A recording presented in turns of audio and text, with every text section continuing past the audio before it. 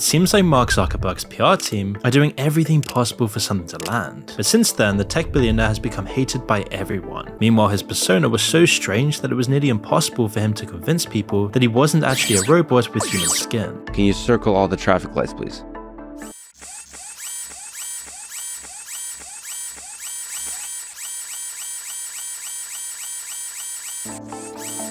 You actually did it. That is very impressive performance. Everyone everywhere saw Zuck as a reptile. Why is Zuckerberg doing all of this? Zuckerberg's public appearances were few and far between, but when he did enter the public eye, it rarely went well. People were already accusing Mark of being some kind of robot or robot-lizard hybrid. It looked like he was trying to calculate his responses before he actually reacted to anything. Then in a public Q&A session, he made this mistake which only confirmed people's fears. But it is gonna bother you because you're human, and I was human. I am human, still.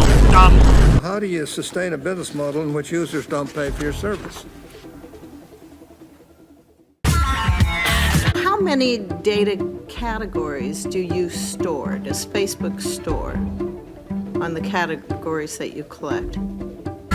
It gave a completely different impression than the carefully choreographed, staged pictures he put online. Every time he blinked, it looked like he was trying to remember to do both eyes at the same time. When he drank water, it was like he was trying to replicate something he had only ever seen people do.